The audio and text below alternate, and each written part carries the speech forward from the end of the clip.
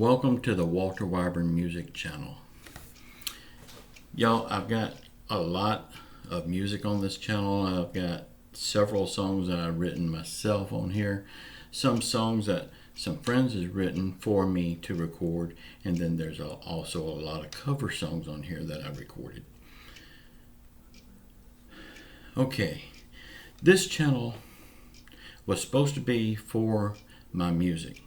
Of course, some of you may know that I came down with stage 4 throat cancer. I'm cancer free now. It's behind me. I'm not going to dwell on that. But since the cancer, I can't sing anymore. That was my life. I mean, and it was taken away from me. I can talk. Thank God I can talk, but I can't sing. I can get 1 or 2 lines of a song out and my throat is hurting so bad I just can't do it no more. So I figured what I would do here now, I'm going to keep this channel. I'm going to keep all my music on here, and I've got a lot more music that I will upload here that I did back then. But I've got a lot of country music stories that I can share with y'all on this channel. Things that's happened to me, things that I've experienced in the music business, things that I've experienced with big name stars, and I will share those with you. Right now I'm going to share a story with you about the night I made Hank Williams Jr. cry. Not really proud of it, but I was only about 15 years old. I may not even been that old, I'm not sure. But anyway, in Georgiana, Alabama is where Hank Williams Sr. was born and raised. And then Hank Williams Jr. was raised there too. You get off at the Grace Garland exit off of Interstate 65, and it's right down the street. It's probably about 2 miles off the interstate. You'll see all the Hank Williams property that they grew up on, a big cow pasture out there. Right across the street from that is a little white country church that his mama played the piano at and he sung at as a child. You can see all the mailboxes. It's like an old country street road. All the mailboxes down that road has got Williams' name on it. So they're all family.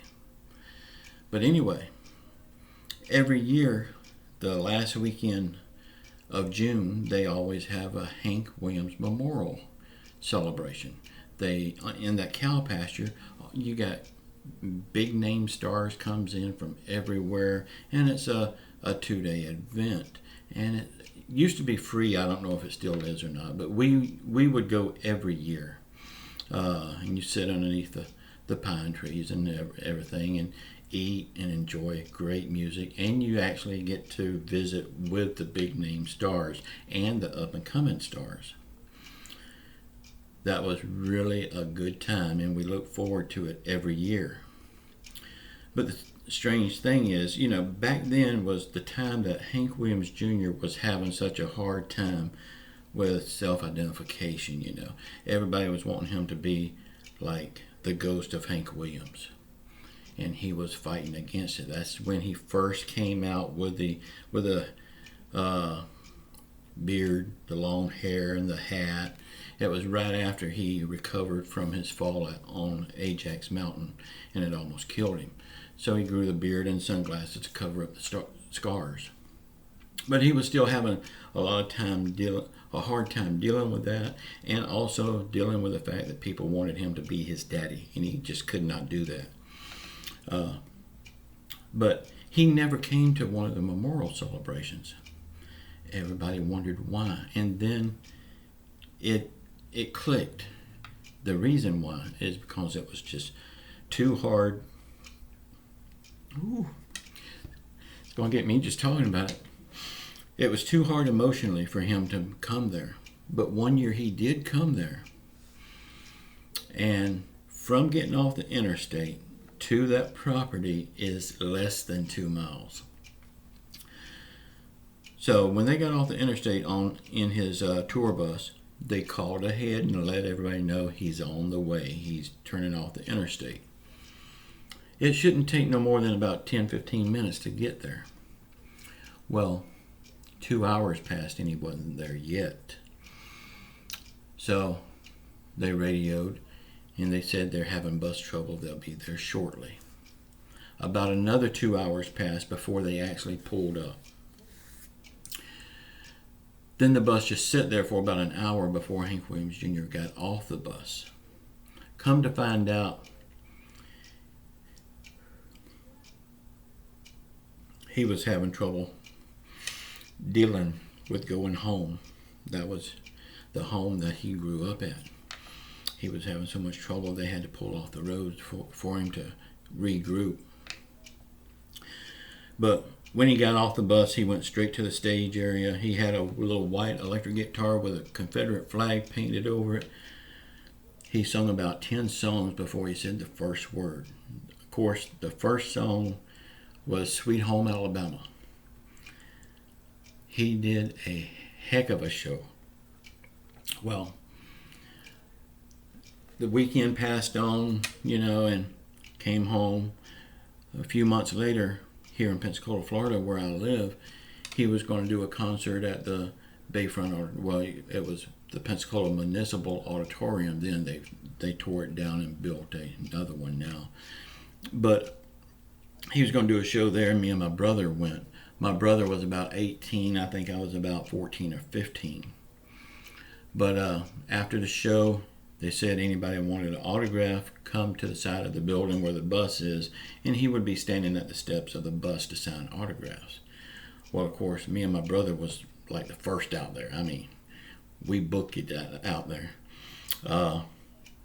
We got in line, and when he came down from inside the bus, I guess he went in there to get a drink or something, I don't know. But when he came down to the steps to sign autographs, me being a kid, I wasn't thinking. I said, "Are you going to be at your daddy's memorial service this next year?" When I said that,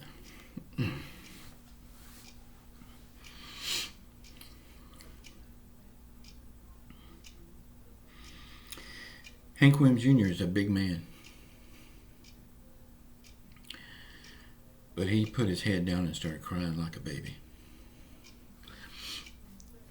And if you know who his manager is, it's Merle Kilgore, which is also a big country star.